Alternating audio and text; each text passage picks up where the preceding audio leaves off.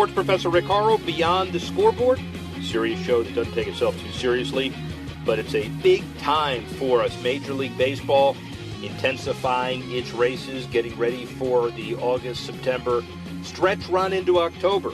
NFL, even though the Hall of Fame game didn't go off without a hitch, didn't go off at all, but the beginning of the NFL exhibition season well underway, and the Olympics heading into its second week. Really significant time for all of us. According to the IOC, by the way, 3 of the 4 cities bidding for 2024 reprimanded for breaking committee rules. Paris, LA, Budapest, and Rome, the only cities vying for the right to host the game. And the IOC didn't specify which of the 3 broke the rules, though the Italian National Olympic Committee confirmed receiving an email. An IOC representative said 3 2024 candidate cities contacted media inviting them to their hospitality houses in Rio. They've all been reprimanded, and it wasn't permitted, and they've stopped the activities. The strict rules against future Olympic hopefuls is because the IOC wants to keep all of the attention on the current games, and the bids may create a 20 square mile or square meter exhibition space under current regulation within their country's headquarters and are free to demonstrate aspects of their bids to guests, but they can't publicize their bids while in Rio. It's very difficult to do for people that are excited about their respective bids. Fans and spectators, though, expect it to be passionate, loud, energetic heading into the Rio Olympics, but the hateful jeers and booing surprised many. According to Sports Business Journal, Brazilian sports fans are haters. Brazilian fans seem to be pretty egalitarian, said British IOC spokesman Mark Adams in an understatement. The booing opposite side of the coin everybody had hoped for in Brazil, the passion that was missed in London and Beijing. One sees the positive, too. Well, I guess in this time of world agitation, you've got to worry about speaking your mind and booing your mind. Got a great show today. We talk about technology, talk about college athletics, and have another slant on the Olympics as far as infrastructure is concerned. All coming up Beyond the Scoreboard. Sports Professor Rick Horrow. Speak with you in a couple of minutes.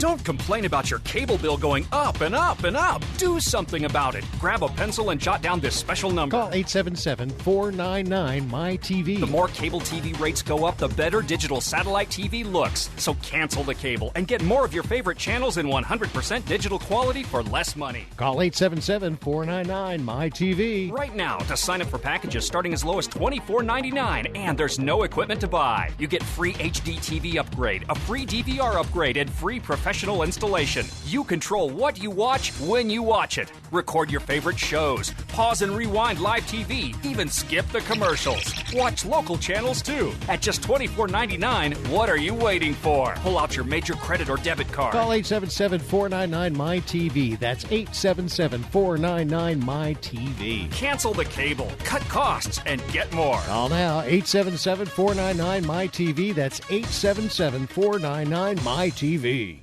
Rebuild or replace transmission, $3,200. Anti-lock brake system, $1,000. Rebuild or replace engine, $2,400. Truth is, once your manufacturer's warranty runs out, it's all on you. Every last cent. Get protection for covered repairs with a vehicle service contract from Toco Warranty. Unlike other companies, with Toco, there's no down payment, and the monthly payments are really affordable. Not sure how long you're keeping your car? At Toco, you can pay as you go. Keep your hard-earned cash and call Toco Warranty right now at 800-222-2313 to save big money on covered auto repairs. Prices vary by vehicle, but for about the cost of a tank of gas per month, a Toco plan has your back on expensive covered car repairs. Monthly payments are very affordable. Get your free quote now. Call Toco at 800-222-2313. That's 800-222-2313. 800-222-2313. Cancellation fee may apply. Subject to eligibility. Not available in Missouri and Washington. Waiting period and deductible apply. Coverage provided and administered by Warrantech Corporation or its affiliates. Not affiliated with any manufacturer or dealership. Visit tocowarranty.com for complete terms and conditions.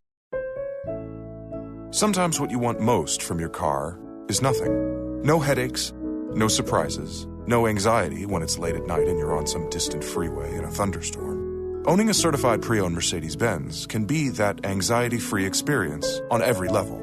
You know you're in one of the safest and most thoughtfully engineered vehicles on the road. And with an unlimited mileage warranty, you can drive as far as you want for up to 3 years, with roadside assistance included.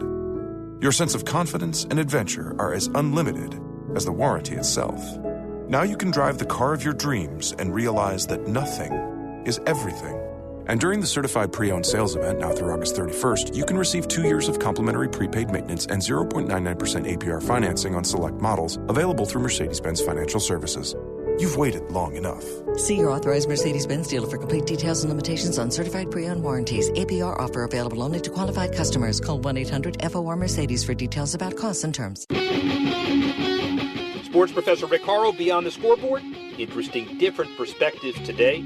First, technology. Lexi Savitas, senior editor, CNET, bottom line, big technology enthusiast, global broadcaster, giving us some perspective on some of the latest technology, the kinds you wear, the gathering of data, the ability to enhance performance, all very important in this Olympic week. Lexi Savitas. Rick Horrow, always up on the latest business and financial implications of sports.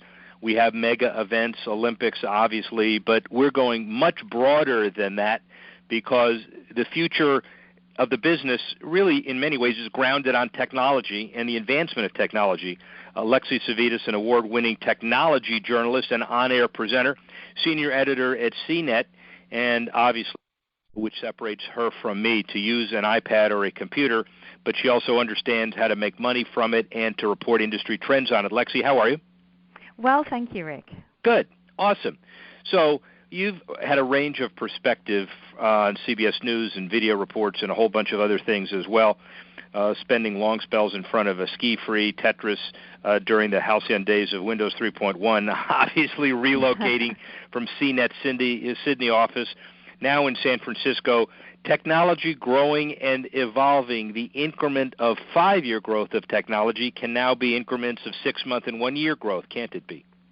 Absolutely. I mean, we're even seeing things progressing even more quickly than a 6-monthly cycle. You know, every week there are new developments in technology, and specifically around sporting tech, there's always something new around the corner that's promising to deliver better results, faster results for athletes, trainers, and of course the audience members and everyone wanting to get a view of incredible sportsmanship and sportswomanship the world over. So technology is moving incredibly quickly, and sporting in particular is helping drive a lot of these developments as well. The real question is it moving faster than us business folks that are trying to monetize it?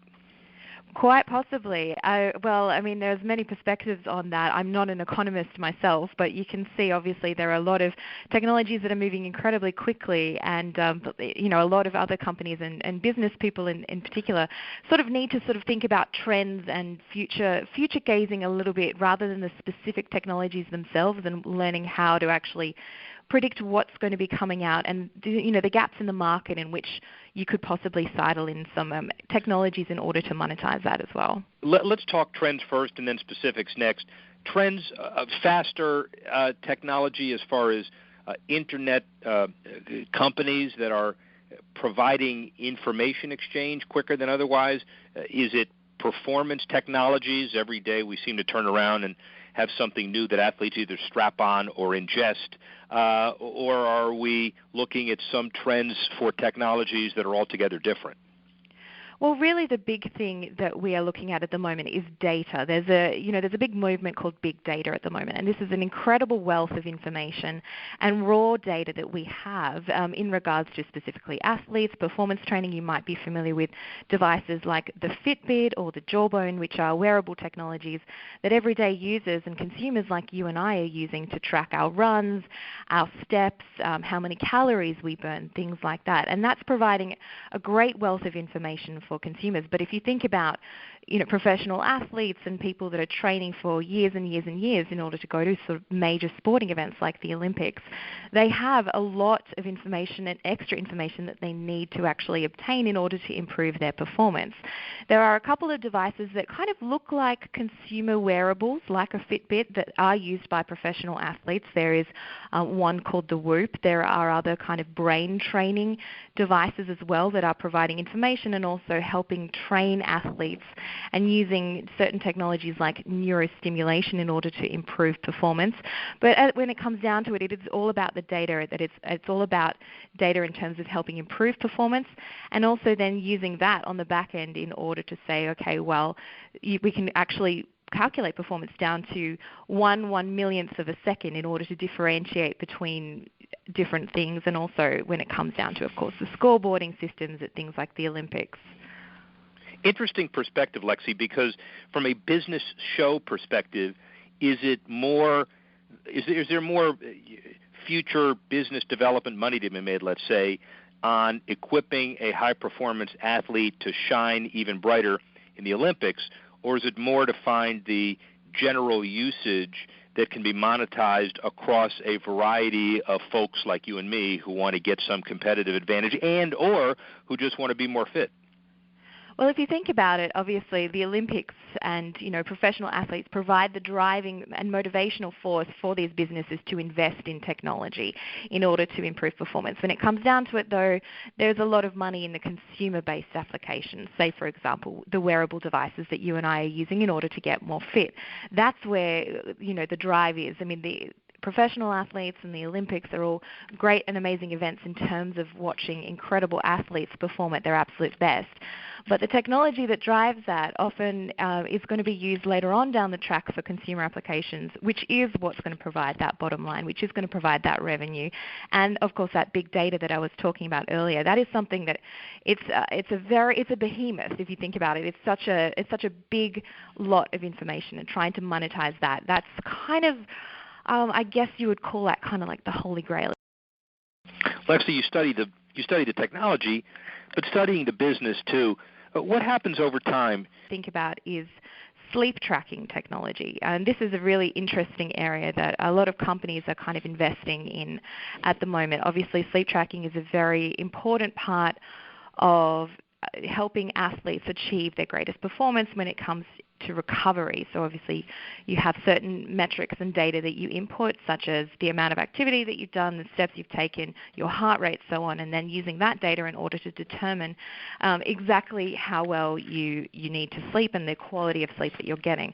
There are other companies that are doing a lot of interesting stuff around the actual technology of the bed too. So it's not just a wearable device that you would wear. It's something you can actually buy an entire bed system that provides you a whole bunch of information about sleep tracking. And then if you think further along as well, it's not just sleep tracking, it's also, sleep conditions such as sleep apnea, and beds and technologies that are able to monitor this as well. So that's kind of another example of how this technology is shifting and being able to be used in this particular context too. I guess finally the issue there too about the sophisticated audience as well.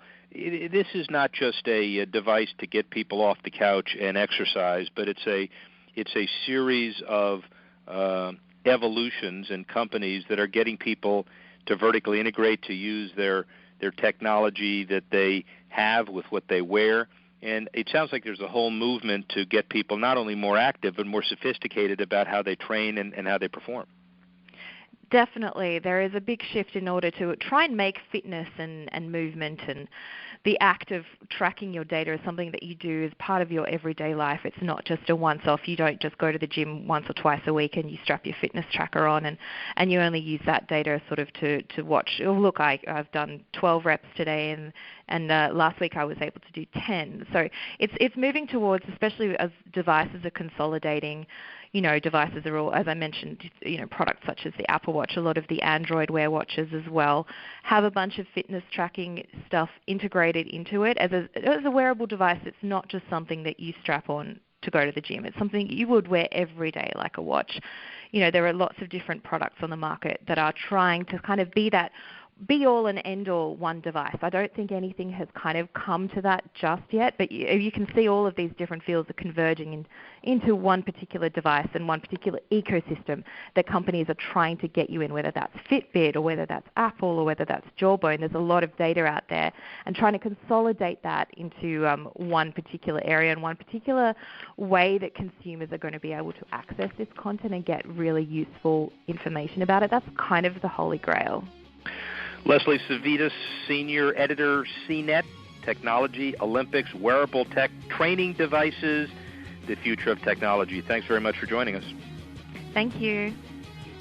Lexi Savitas giving us some interesting perspective, not only from her senior editorship of a technology publication, but also giving us the latest advances in technology this year.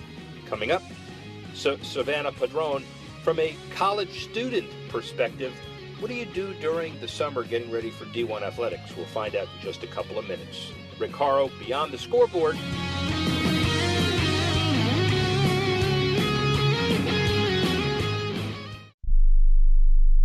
Tired of paying outrageous prices for prescription drugs? Well, we have great news. Now you can finally get prescription drugs at huge discounts from Canada Drug Center. That's right, the most popular drugs for cholesterol, high blood pressure, depression, diabetes, arthritis, and many more are now up to 75% off. Why pay U.S. pharmacy prices when you can get brand name drugs at the lowest price? Call today and get up to 75% off all the popular brand name prescription drugs. Never pay high prices again. Get the most popular drugs at huge savings from our Canadian and international pharmacies and fulfillment centers. No insurance? No problem. Prices are so low you do not need benefits or insurance to get all your prescriptions fast, easy, and affordable. Operators are waiting to take your call now. Order today and get free shipping. Just call 800-950-1180. Up to 75% off all the popular brand name prescription drugs and free shipping. Call 800-950-1180. That's 800-950-1180.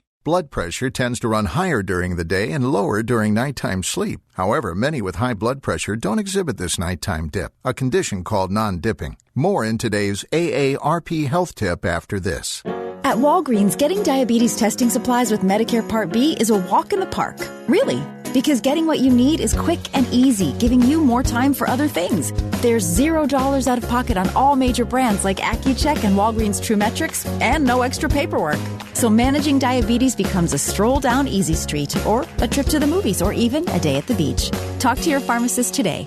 Walgreens, at the corner of happy and healthy. Zero out-of-pocket cost when billed to Medicare and full coverage supplemental insurance. Non-dipping is a major risk factor for stroke, heart attack, and kidney disease. But studies show taking one or more of your prescribed blood pressure medications just before bedtime significantly decreases the risk. Of course, never change the timing of your medications without first consulting your doctor. For more, go to aarp.org.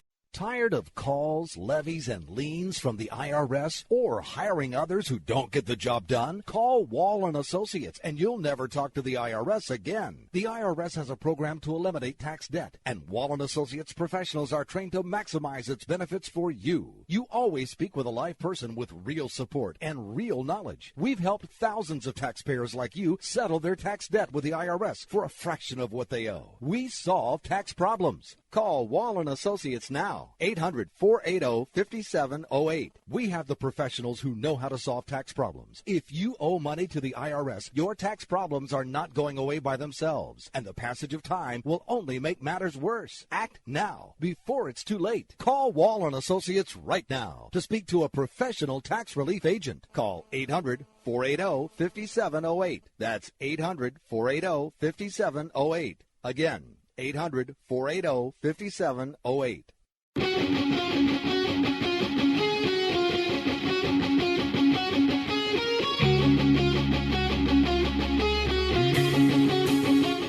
Well, as our contributor, there are some interesting perspectives. I know you have had a chance to take a look at what a high-powered Division I school does with their athletes over the summer to get ready for the competitive season, and you told me that you have had access to kind of football players' eyes and ears, what they do and how they juggle their schedule, and swimming. So tell us about the football guys first.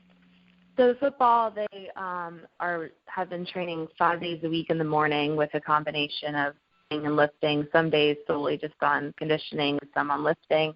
And it's not mandatory necessarily to stay over summer to train, but they are expected, if they do stay, to attend every practice as if it was in season, and if they choose to go home, to be come back in better shape and just as good a shape as the people that stayed are in.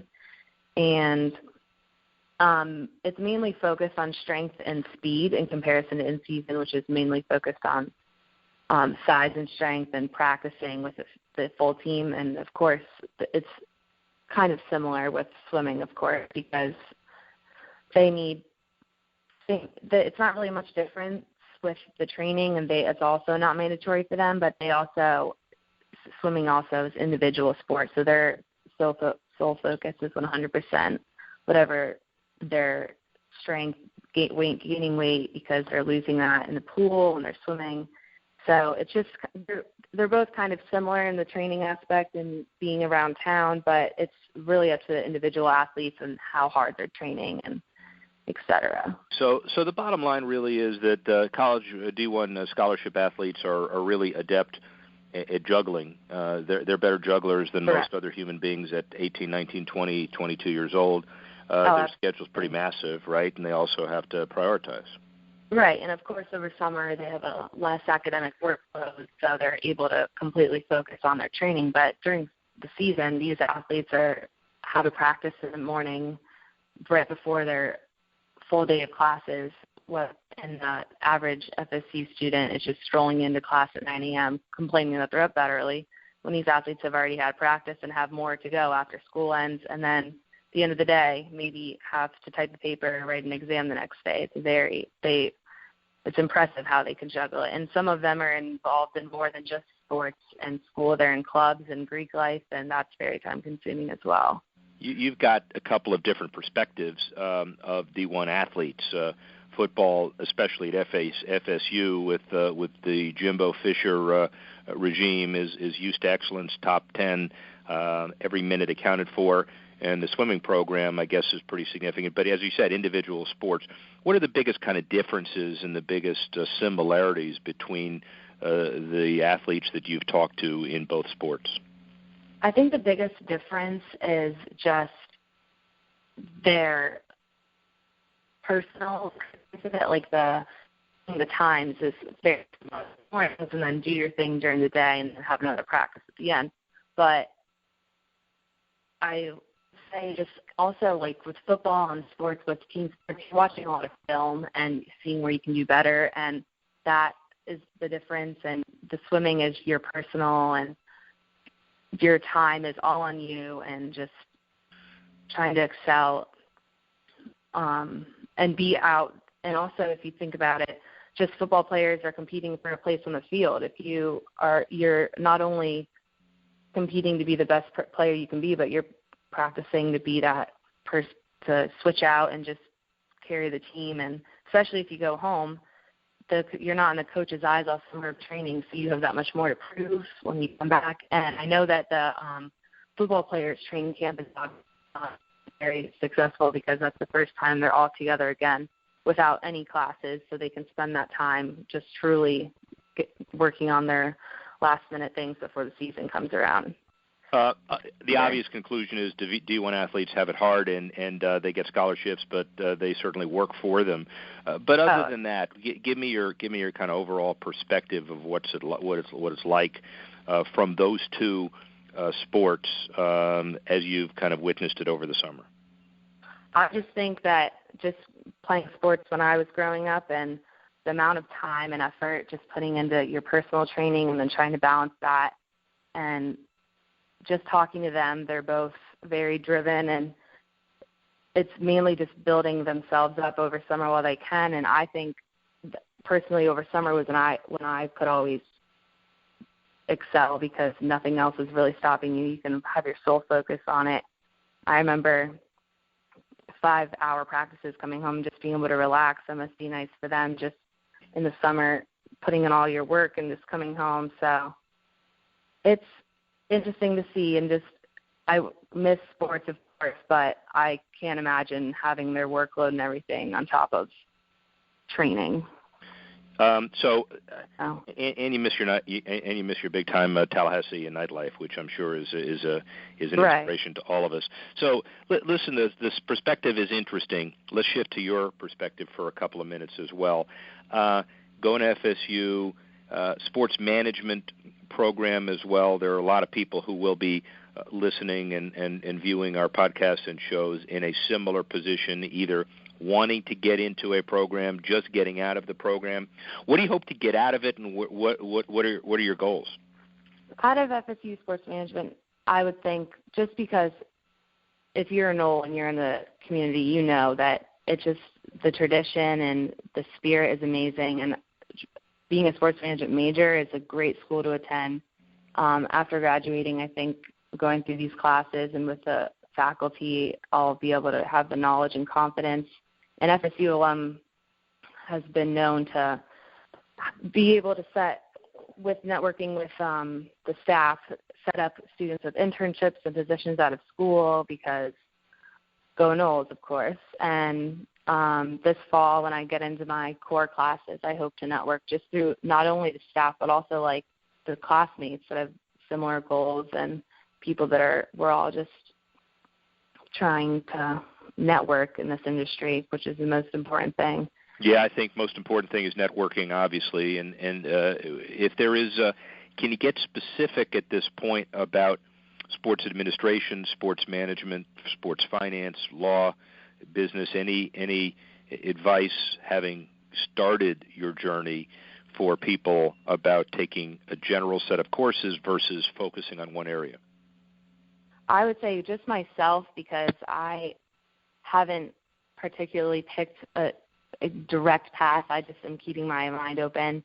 But they offer from sports marketing, sports law, governance, ethics, just human resource management. There's so many paths you can take, and I think the most important thing is to just try to get hands-on experience where you can and when you can, and just take the opportunities you can, because it's all about pretty much experience and networking and just really knowing what you want to do and being able to perform in that when you get that entry-level job and have some background experience in what you're doing. So that's what I plan to. I would agree as the old dude in the room that if somebody comes to me with a specific area of expertise, just out of college, I would question whether or not they have enough experience in all these other areas. With the combination of law, business, marketing, administration, all of those classes, and a lot of it is just the same set of facts and a little bit of a different perspective. So I would completely agree with you. Right, and you need to know a little bit about everything and anything you do. I think you can't just solely focus and kind of turn your head, because they all kind of interconnect in the end anyway. Words to live by. You got to know a little bit about everything, and if you get into business and you deal with that attitude, it's going to be great. So we'll do this on a regular basis. Obviously, you're going to be kind of the eyes and ears of people who are kind of similarly situated around the country, whether in college, in high school, just getting into the field. And I'm sure there will be questions that people may want to ask through you that my 900,000 years in the business may help answer. So give us the technical way. How are we going to get access to that? Will you have a Twitter handle, etc.? Right. So if you search the hashtag BTS Be On Scene to interact just with us for Q&A, if any questions, I can respond. Just for any people getting into the business, young people like myself, or just need advice on how to maybe pick a certain path towards the other, or whichever. And of course, you can give a multitude of advice with all your years of expertise. So, one more time on the handle, BTS, Beyond the Scoreboard, BTS. Yes, right? Be On Scene, the hashtag. Be on team. Cool. We got it. Savannah Padron, academic, athlete, perspective, Seminole, but speaks for basically all college, D1, and as good as it gets. We're going to have you on a lot more, and thanks for your time. All right, thank you. Awesome. Rick Horrow, sports professor, Savannah Padron giving us some FSU expertise, generalizable across the board for all college sports. Next, an interesting perspective on the Olympics. Rick Horrow, Beyond the Scoreboard. Be back in a minute.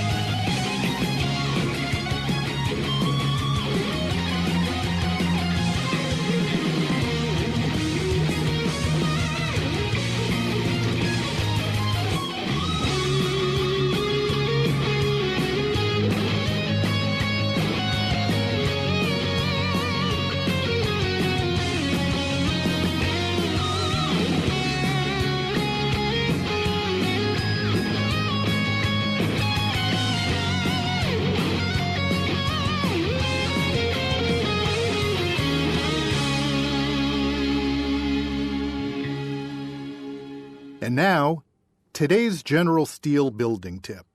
Buy a large lot with a friend or family member that can be split into two smaller lots.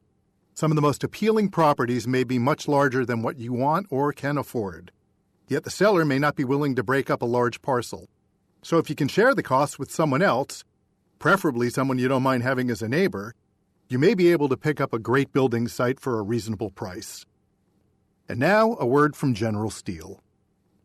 This is an alert. If your business or church is building this year, you're about to pay more than you should. This could mean thousands of dollars more for your office, retail space, church, or warehouse. A General Steel building can save you as much as half the cost and time of similar conventional construction. And we're offering rebates of up to $20,000 to help you build today. Call General Steel for free information that could save you thousands. Call 866-95-STEEL. 866-95-STEEL. That's 866-95-STEEL.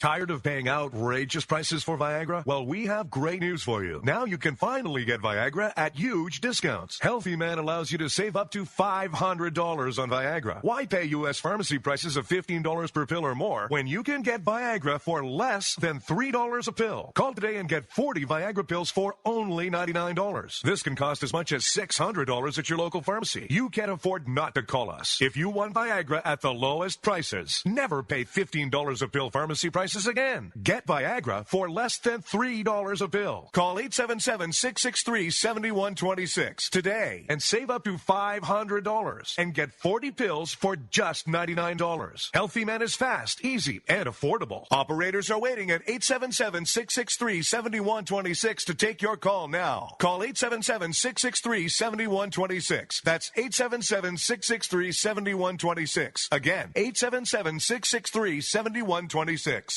Rebuild or replace transmission, $3,200. Anti-lock brake system, $1,000. Rebuild or replace engine, $2,400. Truth is, once your manufacturer's warranty runs out, it's all on you. Every last cent. Get protection for covered repairs with a vehicle service contract from Toco Warranty. Unlike other companies, with Toco, there's no down payment, and the monthly payments are really affordable. Not sure how long you're keeping your car? At Toco, you can pay as you go. Keep your hard-earned cash and call Toco Warranty right now at 800-222-2313 to save big money on covered auto repairs. Prices vary by vehicle, but for about the cost of a tank of gas per month, a Toco plan has your back on expensive covered car repairs. Monthly payments are very affordable. Get your free quote now. Call Toco at 800-222-2313. That's 800-222-2313. 800-222-2313. Cancellation fee may apply. Subject to eligibility. Not available in Missouri and Washington. Waiting period and deductible apply. Coverage provided and administered by Warrantech Corporation or its affiliates. Not affiliated with any manufacturer or dealership. Visit TocoWarranty.com for complete terms and conditions.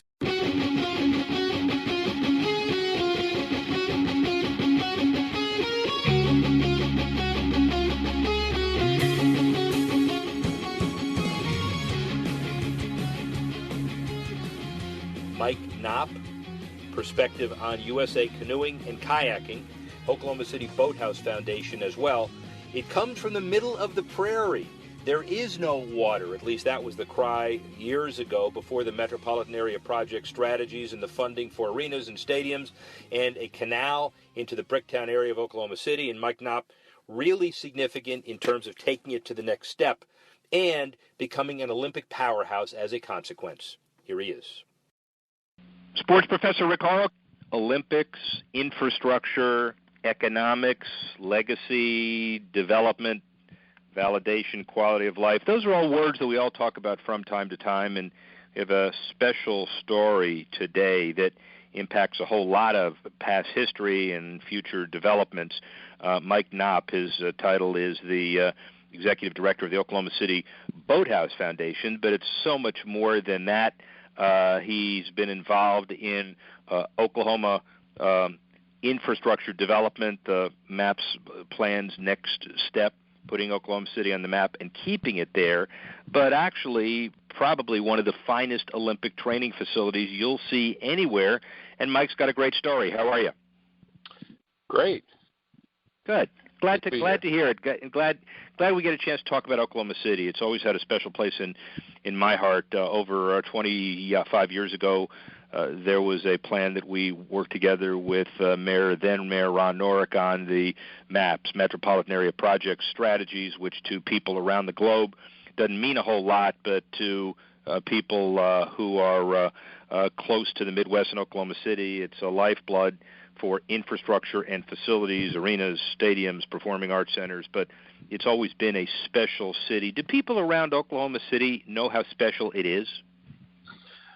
Well, I think sometimes it's taken for granted. I mean, people in Oklahoma City, I think, are really starting to, I think, gain a probably a little bit more of a true sense of pride about where they come from, and I think part of that has to do with all the great recognition and the momentum that has been created through MAPS, which has led to things like the Thunder, the Oklahoma City Thunder, and of course all the things that we've done at the river and elsewhere in the community. So there is a real sense of momentum really felt throughout the community, and I think people are starting to really realize it.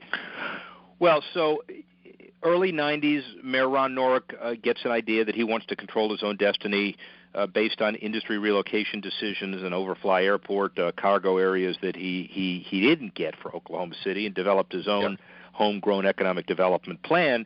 But who'd have thought that Oklahoma City would evolve into one of the water training capitals of the world? Tell that story.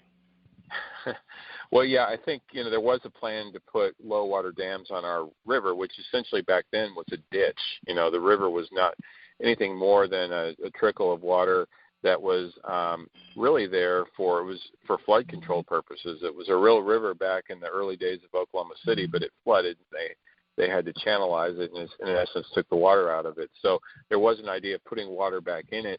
There just wasn't a lot of thought about what we were going to do with it. And I was a rower in college and could see when I looked at the river from the bridge and saw this totally straight section of water, or ditch at that time, that was 2,000 meters long and about 400 feet wide, and thought, gosh, if we had water here, this could be really something special for Oklahoma City, something that we could be truly world class in, and probably the least expected thing. And so it was just a process of educating the community and community stakeholders about this opportunity that we were sitting on to create a world-class urban water sports venue. And once we had the water through MAPS, it was then about activating that plan and getting people on the water and having events. And once that started happening, there was a lot of affirmation about, okay, this really is something that could be very special. So in 1997, you talk about bringing Oklahoma City Olympic-level competition, and you were also obviously talking about the Oklahoma City Rowing Club. Did you have a childhood injury early in your life that rendered you senseless? I mean, how did that vision happen, and what were the reactions like? Well, I mean, I got to tell you, people did think I was a little crazy or a little eccentric, this idea of doing this in Oklahoma City. People had such a low opinion of the river, and and rowing, and not only that, Oklahoma City had in Oklahoma in general, there's a lot of people that associate Oklahoma with the Dust Bowl or the Grapes of Wrath, or, the fact that we have a lot of water here, was something that wasn't widely known. And so I really saw this opportunity, but I was a swimmer in high school, and I grew up around the water in Minnesota, and I always was drawn to it, but I could see how having a vibrant downtown waterway that certainly at the core we could have these elite level events and programming, but really making it community centric, where this is a way to activate a waterway through community engagement. And so the whole approach was like, let's not, I know a lot of cities when they do riverfront development, they think about building restaurants or a river walk or hotels, all of which are great. Our initial focus was, we just got to get people back to the river and on the water, which would then lead to people being on the trail, which would lead to people getting more active, which is something we also needed in Oklahoma City. And once that started happening, people started buying into it. Well, and the synergies are there, obviously, and we did talk about maps and the idea of bringing some things to a city that are otherwise difficult or impossible. People, I'm sure it was easier to spread that vision after the initial success of maps, and in '97 you were kind of at the same spot as Katrina and the New Orleans Hornets and Oklahoma City, and then moving there for a couple of years, and then the Thunder. So it's almost parallel tracks, isn't it? You believe sports is economic development, you dream about it, and here it comes. Yeah, I do think so. I think at the river, it is kind of like our own field of dreams here. We put stadium lights up on the river and this is something that has never been done before, but we thought, we can kind of do our own. We're the kind of place, there's a real pioneering spirit, I think, in Oklahoma City that also is part of the formula that makes this work. And the fact is, we were new to these sports and we could think outside the box a little bit. So when we did so, I think it was, and it worked. We had people, teams from all over the world really coming to Oklahoma City through many different types of events. But you could also race under the lights here. And then our kids who start rowing or kayaking in Oklahoma City, they get to race under the lights. So it's kind of like Friday Night Lights, with football's so big here, we can do it on the water. And so it was finding all those different things that could resonate in the community and get people excited about a sport or a variety of different sports that people really, there was no culture for it. So we had to kind of quickly create a culture around the river. Mike Knopp, Oklahoma waterfront guru, for lack of a better title. So the economics of the facility and the boathouse center, but also what kind of events that it generates. If you were at the head of the Charles in Boston, you'd be bringing in 250,000 people and all of the economics there. But whitewater, kayaking, all of the things that you do. Give us a snapshot of the economics and the benefits. Sure. Well, we from day one when we first built our first boathouse, it came with the idea that we're going to have a signature event every year, and that became our Head of the Oklahoma. And we had teams from across America come, being in the center of the country, really at the crossroads of America. We could get teams from the East Coast and the West Coast meeting in Oklahoma City, and of course all the regional programs. So that in and of itself has an economic impact. We would joke that we became very accustomed in Oklahoma City to seeing horse trailers at the fairgrounds. Now we see rowing trailers at the river, and that's something that there's a lot of heads and beds that go along with that. But also we intentionally designed the Boathouse District master planned from the first boathouse all the way through the Whitewater Center to create economic opportunity from a variety of different directions. Like, for example, we've had more weddings than I would have ever expected, in the Boathouse District. We've had a lot of other types of events that aren't necessarily sports related that have happened there because of the way the venue is designed with the event facilities. And then the one of the newer things have been adding these attractions to the mix, these adventure attractions. For us, it's all about getting people active, movement, whether it be rowing, kayaking, jumping, zipping, climbing, now paddling in Whitewater Rapids. Creating very authentic, unique urban experiences has been something we've been focused on.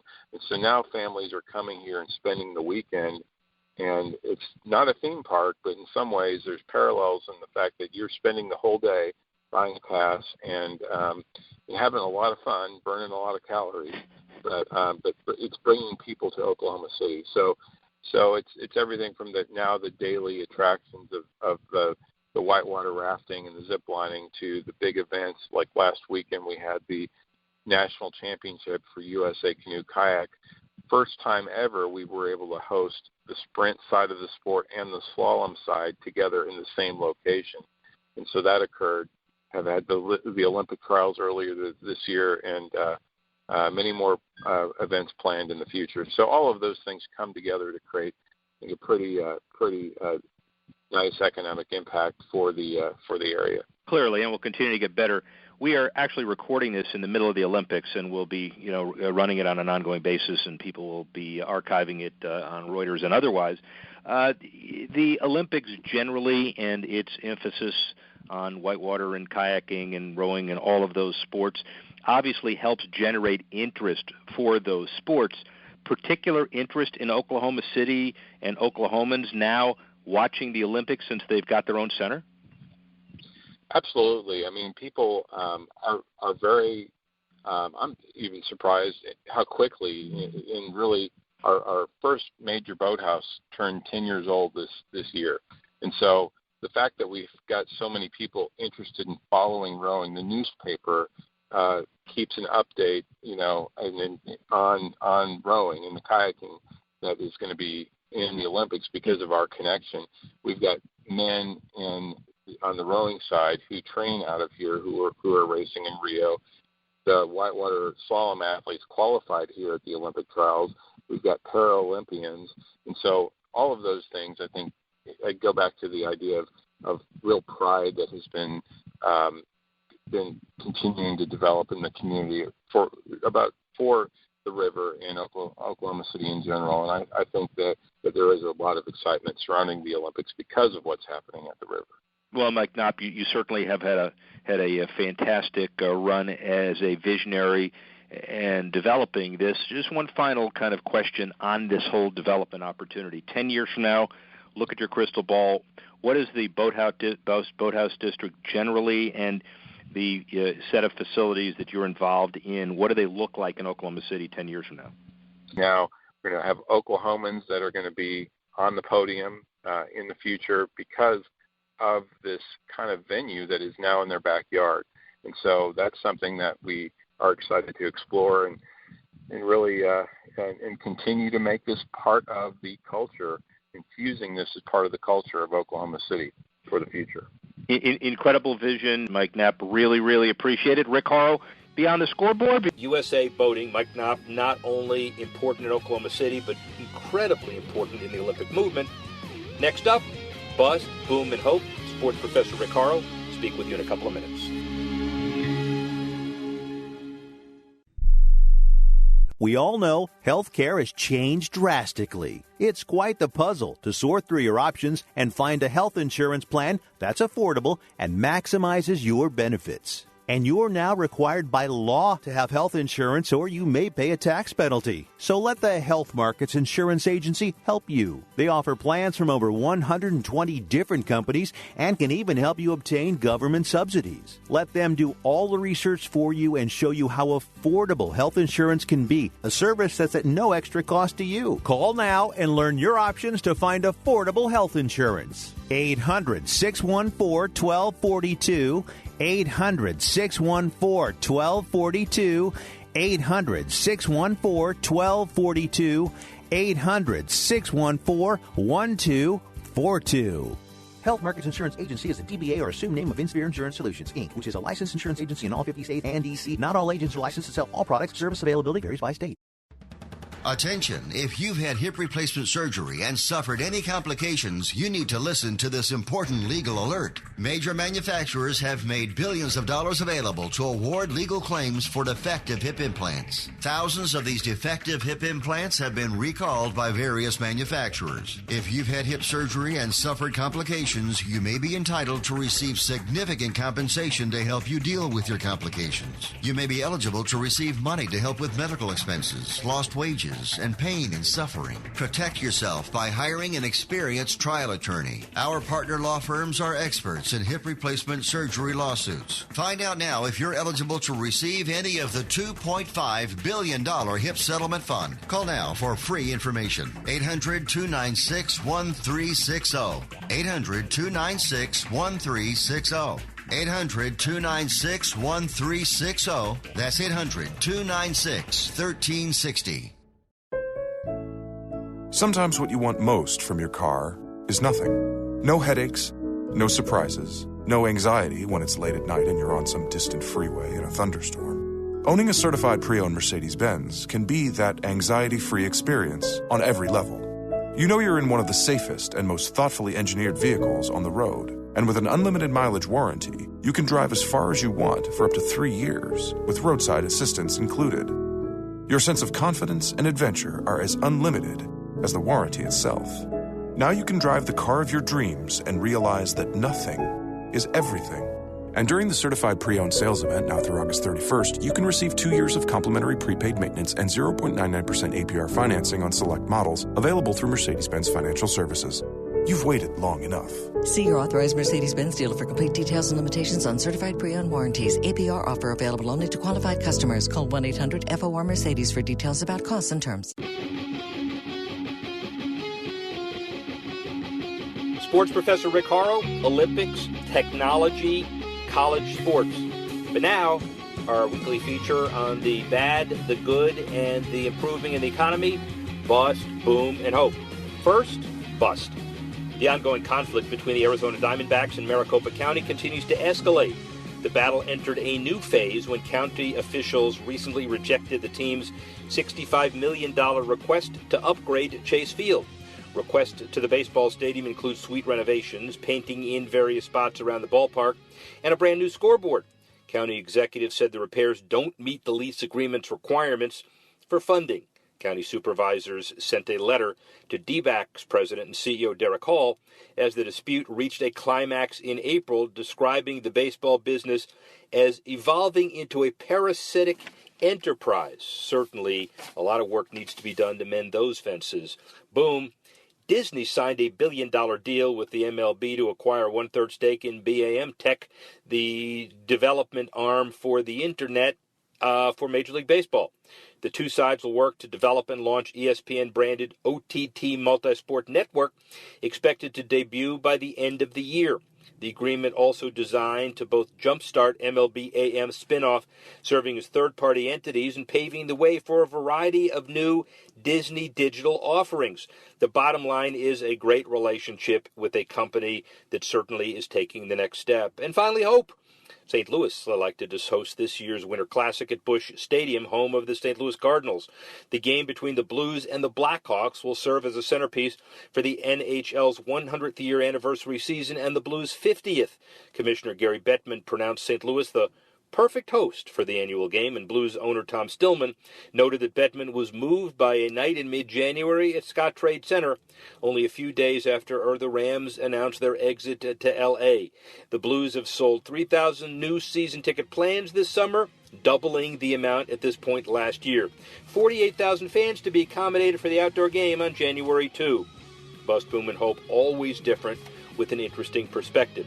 Lexi Savitas, Mike Knopp, Savannah Padron, interesting ideas on technology, aquatics relative to the Olympics, and infrastructure, as well as college sports today and in the future. Big show planned next week. As always, won't you join us when we go Beyond the Scoreboard?